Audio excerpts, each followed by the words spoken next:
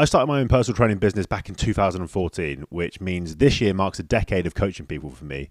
I also started training myself 12 years ago, and in that time, it's safe to say that I've learned a thing or two about what to do, what not to do when it comes to building muscle and losing fat.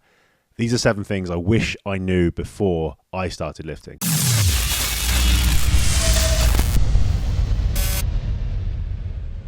So number 1 is put yourself in a positive, motivational environment. For me, I didn't actually join a gym for almost 2 years into my own training.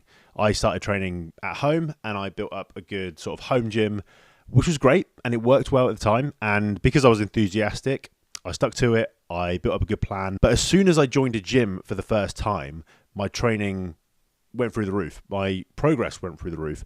Not only because I had access to more equipment, but because I was surrounded by people that were into the same thing. I was able to pick up more tips. I was able to see a different level of training to what I'd experienced at my home, because that's all I knew was training by myself, apart from the YouTube videos that I'd watch and the things that I'd read online and in textbooks, so on and so forth. But I think seeing it in person really helps. So, for example, if you're a bodybuilder, go out of your way to find a bodybuilding gym or a gym where, it's more weight training orientated, and just see how those people are training. I think it's good to see people push themselves and see what hard, intense training is, because it makes you think outside the box a little bit and it makes you question whether what you're doing is as much as you could be. However, that leads me into my second point, which is more is not always better. So I was very keen when I started training, and if I could, I'd be in my gym 7 days a week. And I'd do the same routine every day. I'd do bench press, I'd do curls, and I built it up over time, but it was the same routine every single day. And that was a big mistake. I had all the enthusiasm, all the motivation that I needed, but I didn't have the know-how as to how to go about structuring a proper training plan. And I didn't understand the importance of rest and recovery and nutrition to some degree as well. Now, this is common advice that I give to young lifters, whether they're teenagers, they're early 20s, and they're really keen, they really want to put on muscle. I have to tell them that more isn't always better, that recovery is important, and that if they strip their training back from 6-7 days a week to maybe 4 or 5 at a push, then those sessions would be more intense. And the way I always explain it to people is you're not building any muscle in the gym. You're breaking muscle tissue down that needs to be repaired later on to get bigger and stronger. And if you keep breaking it down over and over again, especially in the way that I was doing, where I was training the same muscles in the same way every single day, I was never giving those muscles a good enough chance to recover. So I was leaving so many gains on the table with all the will in the world, all the work in the gym. So the best thing to do is get a structured plan, put some time into designing your own plan, or hire a coach to design a plan for you that's suited to you and your schedule. And that way it takes all the guesswork out of the equation. Next, once you've got your training plan, the fastest way to progress is logging your workouts. And I wish I did this sooner, because as soon as I started, my strength went through the roof. Now you can do this the old-fashioned way with pen and paper, but I use a simple diary app where I write in my workout, I write in the weights and the reps that I do, and next time that I come to do that workout, I simply copy and I paste it into a new entry, and there I can see exactly what I did last time. I might even write a note after each set.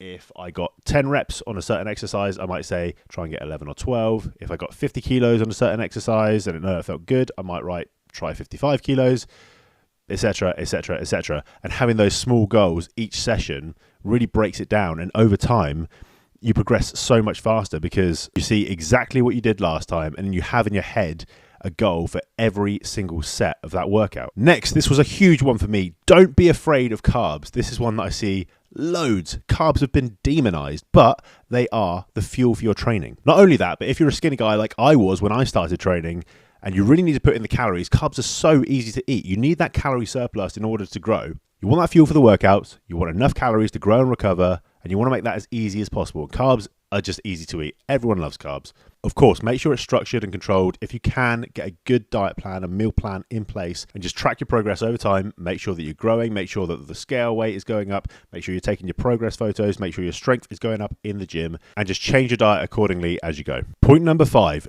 don't compare yourself to everyone else. Now, I'm a little bit more lucky than maybe you guys are, because Instagram was not a big thing when I started training back in 2012. I wasn't bombarded with hundreds of great physiques every day online when I'm scrolling on my phone. Now, don't get me wrong, it is motivational to look at great physiques, to see how other people are training.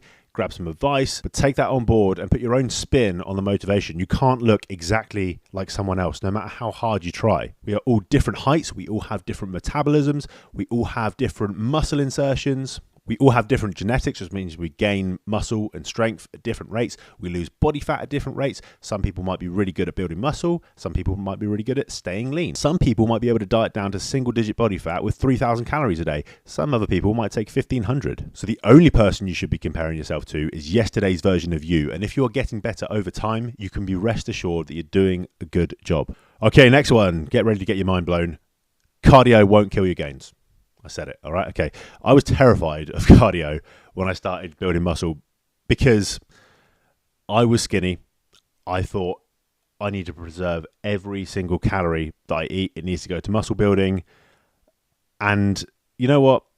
Yeah, obviously I made progress, but avoiding cardio at the rate I did was just plain silly because one, it hindered my training because I wasn't cardiovascularly fit enough to do like high rep sets of squats and deadlifts and things like that. So it hindered my training in that way. My muscular endurance wasn't as good. So even like long sessions towards the end, I'd be winded when I didn't really need to be. And cardio is great for keeping you insulin sensitive and partitioning nutrients. So this is something that I had no idea of, when I was 17 years old when I started training. But the more insulin sensitive you are, the more your body can use those carbohydrates, deposit them in the muscle, and then you can use them later on for your training as well. And although you might want to build muscle, you don't really want to get fat. So cardio is a great way of staying lean, building muscle at the same time, and you're keeping your heart healthy. And last one to 17, 18-year-old Ellis, don't spend so much money on supplements. Now, this is a hard one to avoid because supplements are so sexy, all right? They had just marketed so well. You know, it looks like a silver bullet, especially when you get into training and you have no idea, you don't know any better. You see, I used to get Flex magazine, I used to get Muscle and Fitness magazine, and the adverts used to look so glossy, and they'd promise X amount of pounds of muscle in this time or X amount of pounds of fat loss in this time. And, you'd look at the reviews online and you'd be like, oh my God, this is going to change my training. This is going to change my life. The new pre-workout, the new fat burner, whatever it is. Those things are the cherries on top. They really, really are. And they cost a lot of money. All right. So basic supplements that you want. Protein powder. Don't even consider whey protein a supplement, right? It is another protein source. Whether you get it from chicken breast, from steak, from whey protein, it's just a convenient way of getting in your protein, okay? That's part of your diet. That's not a supplement. Creatine monohydrate, just cheap old, micronized, if you can, creatine monohydrate. It's the most proven supplement to work ever, all right? So you're not wasting your money there. It's going to translate into maybe one extra rep, for a few sets in your workout, but that adds up over time, and it's so cheap that you might as well do it. Don't get a fancy one, just get the most basic creatine monohydrate because that's the one that works. Multivitamin, omega-3 fish oil, and you're done. That's it. They are the only supplements that I take now. But God, the amount of money that I spent on silly supplements, pre-workouts, whatever, you name it, when I was 17, 18, I wish I put that money into education, all right? I wish I put that money into education so that I didn't have to do this video now because I already knew that stuff, because someone taught me it back in the day, because I hired a trainer or I hired a coach or I did an online course or something, because that is so much more valuable than a pre-workout or a fat burner or, whatever it is.